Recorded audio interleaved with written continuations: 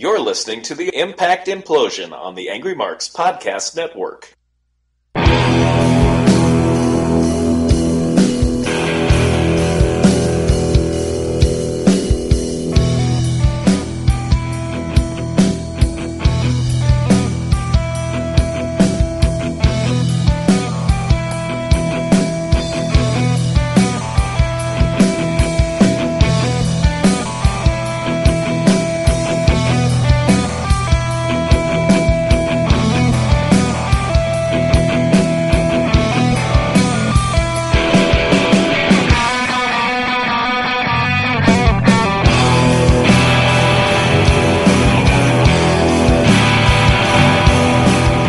It is December 7th, 2017.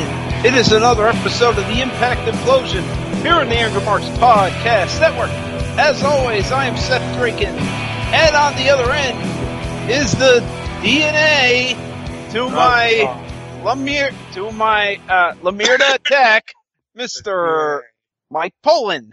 Ugh, that line. There were a lot of lines. Actually, I should have called myself the Tim and Hortons. The Tim and Hortons. Yeah, Johnny Impact. Oh God. Get some Tims and wipe some Hortons. Alrighty. Yeah. Johnny Impact, everybody. So we start this week. There's no hype to set the matches for the night because last week they made a mistake. They accidentally put the bottom graphics of Rosemary, Sienna, and Allie, and on the top, the actual people are Casey Spinelli, Oh Van Ness, boy. and Madison Rain. So Rosemary was called Laurel Van Ness. Whoops. Laurel Van Ness was called Rosemary. Casey Spinelli was called Allie, and Madison Rain was called Sienna. So yeah, that happened last week. I missed that. FW, everybody. Impact, everybody. Yep.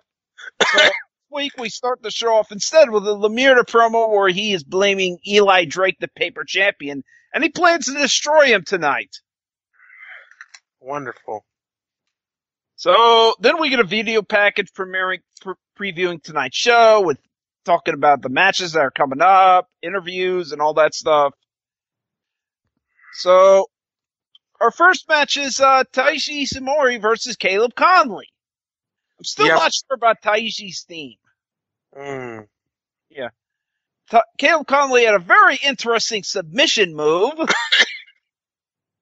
But unfortunately, Ishimori was able to get out of it. Mm-hmm. What was it? I don't know. It looked like a reverse wheelbarrow looking thing. It was kind of weird. Usually. It was weird, so I don't know.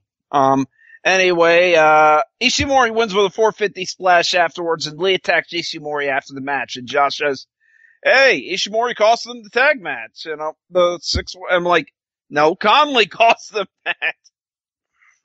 Yeah, but Conley's his buddy. He's not going to beat up his buddy. Also, Desmond Xavier comes out for the save.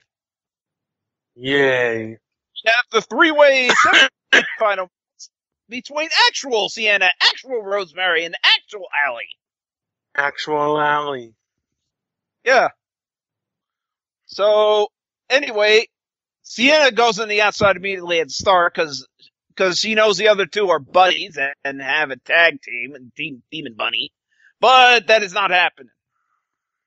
And then somewhere in the middle match, Team Demon Bunny has issues, and as both want to win the match, Josh called Rosemary's partial tarantula the Upside Down.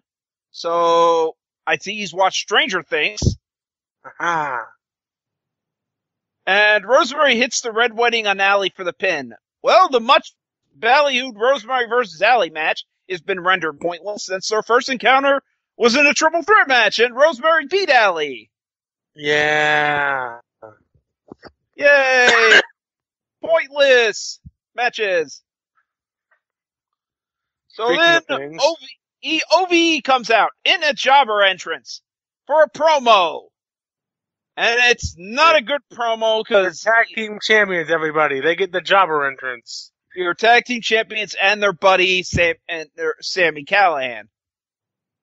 So they air out their issues. Sammy Callahan calls Canada and Mexico bullcrap because nice. he doesn't say bullshit. That's nice. Public relations, everybody. Their issues are past pro wrestling. This is gang warfare. LAX will get their rematch, but it'll be under OVE's conditions. Yep. So why are you giving them a rematch? You gave them their rematch in their match, and you beat them. And then Tabernacle team came out. Yeah, the crowd is getting into it, which he responds, meaning it's not all piped in. And this was really not a great promo by Sammy Callahan. Not one of his betters. He also said, likes to say three times, "You are bullcrap! You are bullcrap! You are bullcrap! We are Ohio! We are Ohio! We are Ohio!" Say everything thrice. Say everything thrice. And they, Marcus St. Jacques, and I forgot what the other guy's name was. But I've seen them, like, up here for Limitless Wrestling before. Them and, Bucks Belmar. And they pretty much got squashed here. Yep. As usual. Jobbers. even though they looked good, and then, well, they got to talk. Actually, they got beat up. They beat up the three guys for a little while. Then the numbers game and a kendo stick came into play. Then LAX had to save TDT from the all-seeing eye. A lot of initials in this segment. Yeah, a lot of very an all-seeing eye, a very ugly segment. Yeah. And next. And yeah, that was that. LAX saved. You should notice that LAX was in the ring. We'll get back to that later. Basically, this segment went around real fast, went off the rails. And by the way, despite saying bullcrap and trying to avoid cursing, there was cursing anyways. So it was fucking pointless. See, I can curse. Pluto TV Rewind of the Week is Senshi versus Daniels in a cage match. Senshi won. Yes. Then Allie is disappointed by her loss, even though it was to her. And Gail Kim, who is still here, for some reason, has to get her spirits back up. I don't know. Why? Why does Allie need to be now a toady for Gail Kim, who's retired? Because she's a toady for everybody. She's Allie. Yeah. So then we go to KM, wanting to prove himself to America's Top Team, so he texts people at a random gym. Why was nobody calling the cops? I know. Call the cops. There's an assault going on. And he videotaped the damn thing. He's got it on videotape. It's live on TV. You got an assault. Good job, everybody. By the way, KM, you're not going to prove yourself to America's Top Team by beating random people. Maybe fight an MMA guy. Maybe you might Lashley. Yeah, fight Franklin or King Mo. Fight them. Yes. Don't fight these random people. These randos. Fight Colby Covington and see how that goes. Fight the guy that keeps getting beat up every time he appears. Yeah, why don't you do what Fabricio Verdum did and throw a boomerang at him. At Covington. By the way, backstage interview with D and A. That was E and A. D. Drake and Adonis. DNA. Yuck. Yeah. Owns the mic while Adonis comes up very generic. Mm-hmm. As always. This is how things go. Oh, by the way, LAX is back in their clubhouse. They basically made their record time. And next week they will negotiate for the tag title match. Oh, Negotiate good. next week. Negotiations. Negotiations. Yeah. And then Fallah Bahh is going to be the special judge with two other judges for EC3 defending against Matt Sydal. This match was very generic. EC3 round one. They're not EC3 even- may be on his way out the door. Oh yeah, and Franklin. And Their a few contract. others. Eddie Edwards might be out. Yeah. Might be out the door. Yeah, I would say EC3 won round one, but the graphics didn't show what the judges' scorecards were, which they had done previously. I guess they gave up on that whole thing. Then Sydal won round two. EC3 had a cheap shot after the round. And round three is about to start and then after that's over, we go to the judge's decision after a commercial break. So Judge Rando calls it for EC3. Judge Rando number 2 calls it for Matt Sydal, and Bahh calls it a tie. So it's a draw. EC3 wins. Goody. Then we have another trip to the GWN vault. Another trip to the past as Bobby Roode and James Storm fight each other in a street fight from Bound for Glory 2012 with King Mo the Enforcer. One of the only good things from that Bound for Glory, by the way. And by the way, this match was edited to fucking hell. Mm-hmm. Kids, watch the unedited version of this match. It's good. It's actually, real good. It's real good. It's actually one of the only few things I liked about that Bound for Glory. Yes, the Jeff Hardy Bound for Glory. Yeah.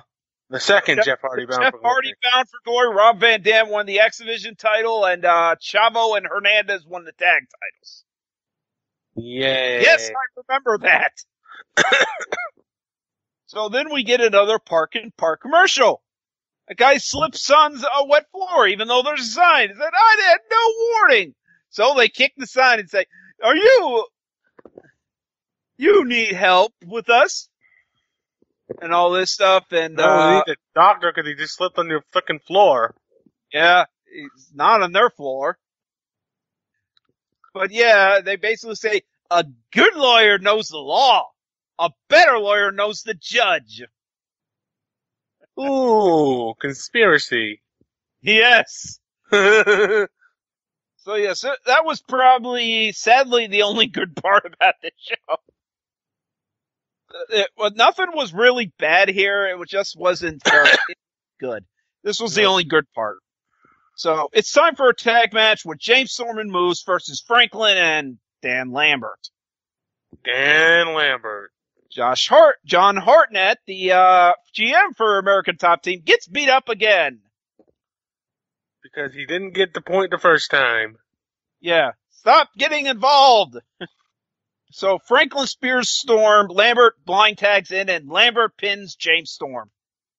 Is this really the guy Storm to put over on his way out? And Lashley is pissed. No, I think Franklin doesn't give a shit. He's phoning it in. I may be leaving. Yeah.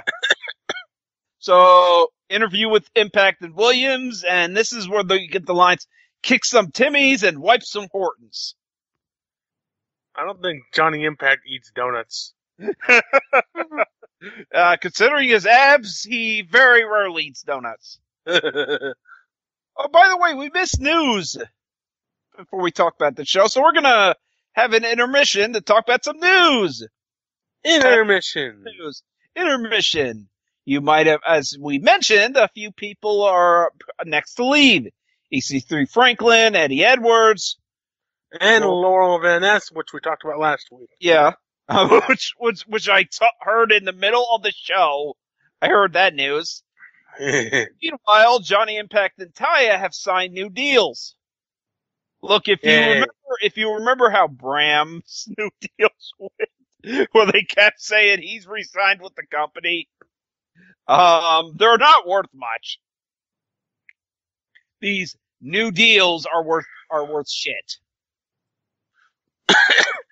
Also, Dutch Mantel is leaving, and so is John Burek.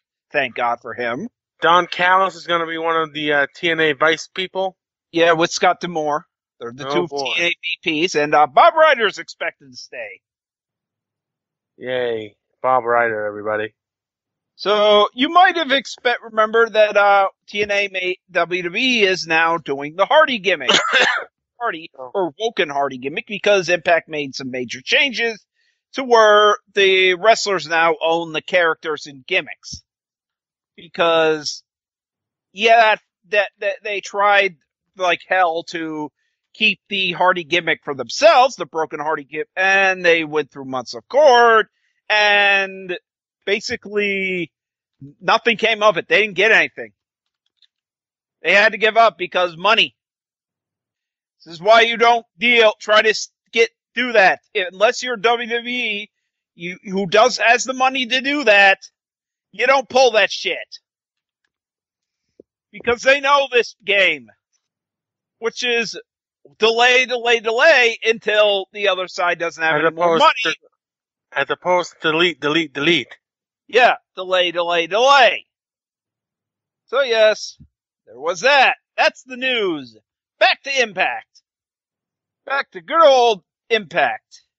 And what was next? Okay, let me see what was next. Hyping up our main event time as Rosemary versus Laurel Van Ness. Actually, they didn't call Laurel Van Ness Rosemary this time. I appreciated that. Yep. So then we get our main event as DNA take on Petey Williams and Johnny Impact. This was an okay match, as most stuff was. Moonlight Drive on Adonis. Drake breaks up the pin. Adonis lock on Petey. Impact stops that. Then we get the Starship Pain on Adonis. Impact and Williams get the win. And here comes Lamirta. Drake chases the faces off with the belt, and Lamirta attacks Drake and then holds the belt. Then DDTs Drake onto the belt. So that's the end of the show. Yeah, I give this a C. Yep. Nothing too bad, nothing good. Yep. Except that Park and Park thing. Other than that, yeah, you could skip this show. Yep. And do you have anything to sell? Not this week. I don't either, so Milo, you're heading to bed. Good night, everybody.